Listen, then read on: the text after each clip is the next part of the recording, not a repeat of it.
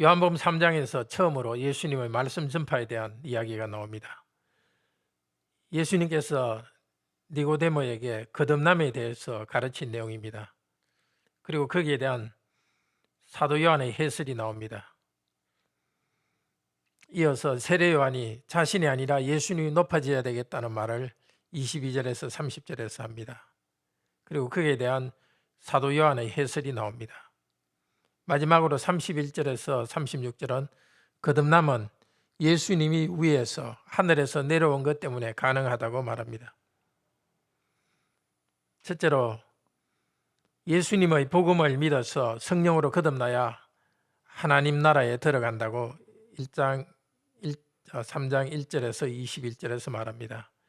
1절에 바리새인 중 니고데모라는 사람이 예수님을 찾아왔습니다. 당신은 하나님께로부터 온 선생이다 하면서 예수님과 이야기를 시작합니다.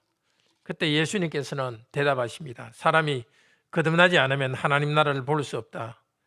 하나님 나라를 볼 수 없다는 것은 하나님 나라에 들어갈 수 없다는 것입니다. 하나님 나라는 다시 태어나야 합니다. 거듭나는 것은, 다시 태어나는 것은 위로부터라는 말과 같습니다. 위로부터, 즉 하늘로부터 예수 그리스도께서 땅에 오셨습니다.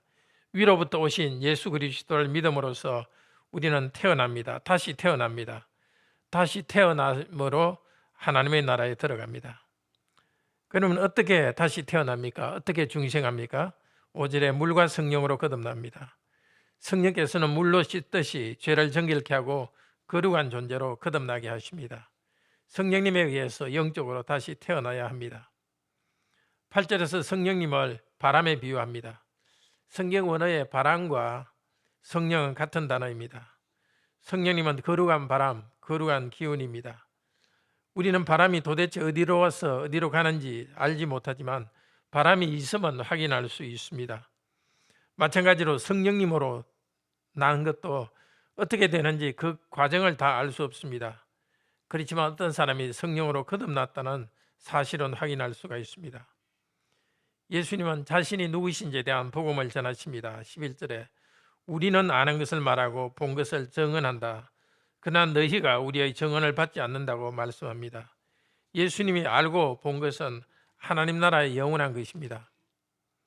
12절에 예수님께서 말씀하십니다. 내가 땅의 일을 말하여도 너희가 믿지 아니하거든 하물며 하늘의 일을 말하면 어떻게 믿겠느냐. 땅의 일이란 지금 예수님이 말씀하신 거듭남에 관한 것입니다. 하나님 나라에 들어가는 관문이 거듭남인데 거듭남에 관한 것을 이해하지 못한다면 하늘의 일은 어떻게 믿겠느냐. 하늘의 일이라는 것은 완성된 하나님 나라에 대한 그 이야기입니다. 기초적인 거듭남을 믿지 않으므로 더 완성된 하나님 나라에 대한 말을 해도 사람들은 믿지 않을 것입니다. 13절에 하늘로서 내려온 자 곧 인자 외에는 하늘에 올라간 자가 없느니라. 그리스도께서 하늘에서 내려왔습니다. 그리스도 외에 하늘에 올라가서 하늘에 관한 이야기를 알 자가 없습니다. 13절에 모세가 광야에서 뱀을 든 것 같이 인자도 들려야 하리라. 예수님께서 십자가에서 위로 들려야 합니다. 우리 죄를 위하여서 십자가에서 하나님의 저주를 받고 희생해야만 합니다. 그런데 예수님께서 들려 올라가신 것은 뱀이 들려 올라간 것처럼 단순히 고난받는, 십자가에서 고난받는 것으로 끝나지 않고 사도행전 2장 33절에는 하늘로 들려 올라간 것까지 말합니다. 그리스도께서 십자가에 높이 들린 것은, 십자가에서 죽으신 것은 거기로 끝나지 않고 부활하여서 하늘 높이 올라가는 과정입니다. 15절에 그리스도께서 이렇게 들린 것은 저를 믿는 자마다 영생을 얻게 하려 하심이라. 예수님께서 십자가에 들리신 이유는 우리가 믿고 영생을 얻도록 하기 위함입니다. 저와 여러분이 예수 그리스도를 믿고 영생에 들어온 것을 참으로 감사합시다. 요한 사도는 예수님께서 하신 말씀을 기록한 다음에 16절부터는 그 말씀에 대해서 설명합니다. 성령의 감동을 받아서 설명해 줍니다. 요한복음 3장 16절 아주 유명한 구절이죠. 하나님이 세상을 이처럼 사랑하사 독생자를 주셨으니 이는 저를 믿는 자마다 멸망치 않고 영생을 얻게 하려 하심이라. 하나님께서 우리에게 독생자를 주셔서 십자가에서 피 흘리며 우리 죄를 용서하도록 하셨습니다. 그 동기는, 이유는 하나님의 사랑 때문입니다. 믿는 자는 영원한 생명을 얻습니다. 저와 여러분은 믿고 이 영생을 얻었습니다. 17절에 말합니다. 그리스도께서 오신 것은 세상을 심판하기 위해서가 아니라 우리를 구원하기 위해서입니다. 그러나 18절에 말하듯이 믿지 않으면 자동으로 심판을 받습니다. 믿지 않는 자들은 자기 행위가 악하기 때문에 하나님께로 나오지 않습니다. 그러나 21절이 말합니다. 진리를 따르는 자는 빛으로 온다. 왜냐하면 그 행위가 하나님 안에서 행한 것임을 나타내려고 하기 때문이다. 이것이 우리가 받는 복입니다. 같은 복음을 듣는데도 어떤 사람들은 반응하지 않습니다. 어떤 사람은 복음을 받고 기뻐합니다. 성령께서 함께 하시기 때문입니다. 하나님께서 우리에게는 은혜 주셔서 우리가 다시 성령을 통하여서 다시 태어나도록 하셨습니다. 그리스도의 새 생명을 받고 빛으로 나오도록 하셨습니다. 성령님을 통해서 우리가 다시 태어나면 성령께서 우리 안에서 거룩한 일을 행하십니다. 그리스도 안에 있는 생명과 빛으로 성령께서 우리를 인도하십니다. 성령님께 순종합시다. 오늘 두 번째 부분, 세례 요한이 예수 그리스도를 높이는 이야기입니다. 예수님의 제자들이 요단강에서 사람들에게 세례를 주었습니다. 그때 세례 요한도 그 근처에 있었고 세례 요한의 제자들도 거기에 있었습니다. 이 세례 요한은 복음서를 쓴 요한복음을 쓴 요한 사도와는 다른 사람이죠. 세례 요한의 제자들이 그에게 말했습니다. 우리에게 세례받던 사람들이 예수에게 갔습니다. 시샘이 난 것 같습니다. 그때 요한은 말합니다. 나는 그리스도가 아니지 않느냐. 그분의 앞서 보내심을 받아 그분을 소개하는 자다. 나는 그리스도가 아니라는 것을 너희에게 말하지 아니었느냐.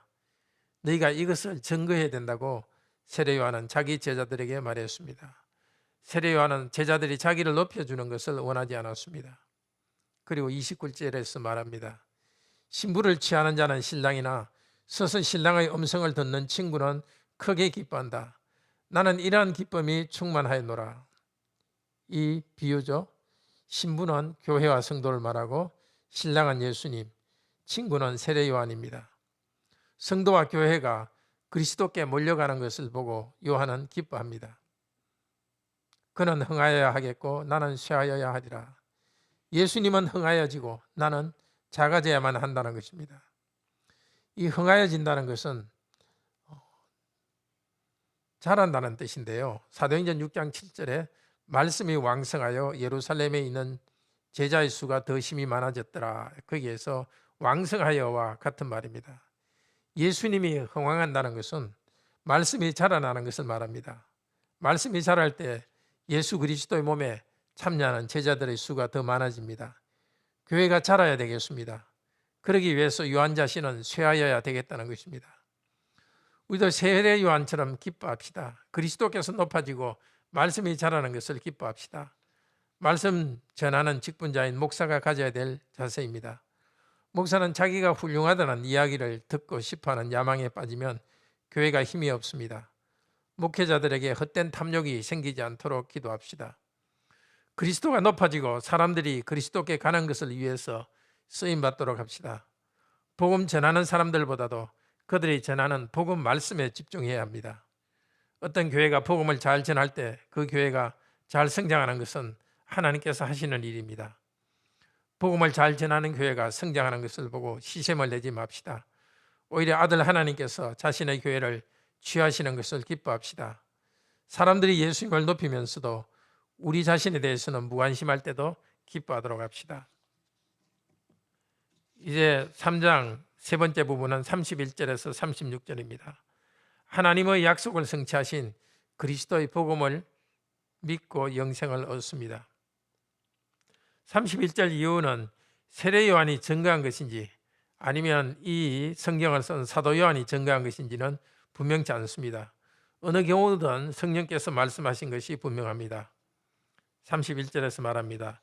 위로부터 오시는 분은 만물 위에 계시고 땅에서 난 이는 이 땅에 속하여 땅에 속한 것을 말합니다.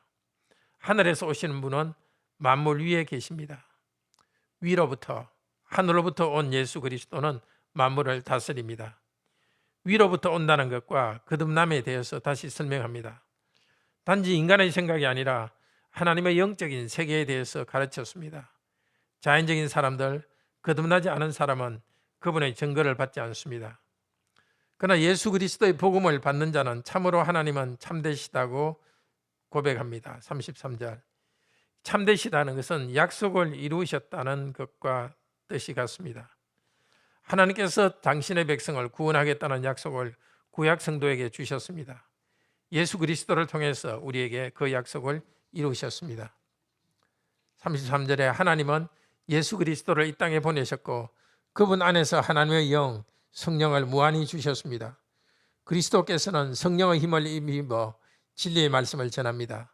진리의 말씀을 사람이 믿어서 구원을 얻고 하나님 나라의 복을 누립니다. 35절에 하나님 아버지께서 만물을 그리스도의 손에 주시기 위해서 성령을 주셨습니다.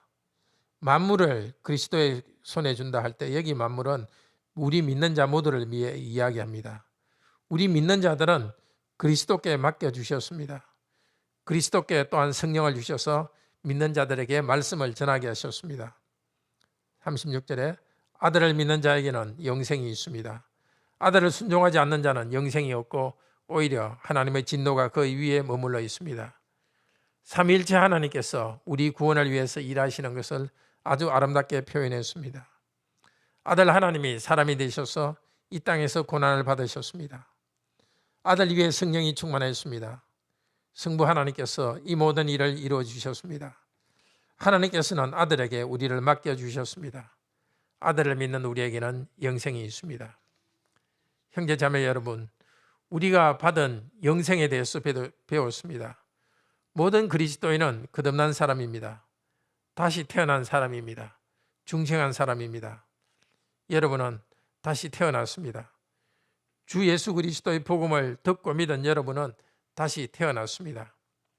하나님께서는 지금도 교회에 말씀을 주시고 말씀과 함께 성령을 주셔서 예수 그리스도를 믿고 영생에 참여하게 하셨습니다. 이 땅에서 이미 우리는 하나님 나라를 보고 경험하고 있습니다. 우리 영혼에 하나님 나라를 가르치시고 우리 삶을 통해서 하나님 나라를 이루어 가십니다. 다시 말씀을 들읍시다. 그리스도를 믿읍시다. 그리스도를 더욱 의지합시다. 다시 태어나는 것은 위의 사람으로 태어난 것입니다. 이 땅에서 우리가 살아가는 데 필요한 여러 가지 일들을 해야 됩니다. 그런데 그 일들은 하늘의 것과 분리된 것이 아닙니다. 이 땅의 여러 가지 일을 하는 모든 순간순간마다 우리는 하늘의 사람으로 살아갑니다. 그렇게 살도록 우리에게 성령으로 충만케 해주십니다. 우리 이름을 내기보다도 그리스도의 이름을 높입시다. 그리스도께 순종함으로써 열매를 많이 맺기를 바랍니다. 기도합시다. 자비로우신 하나님, 죄 가운데 태어난 우리들을 불쌍히 여기셔서 성령님을 통해 거듭나게 해주시니 감사합니다.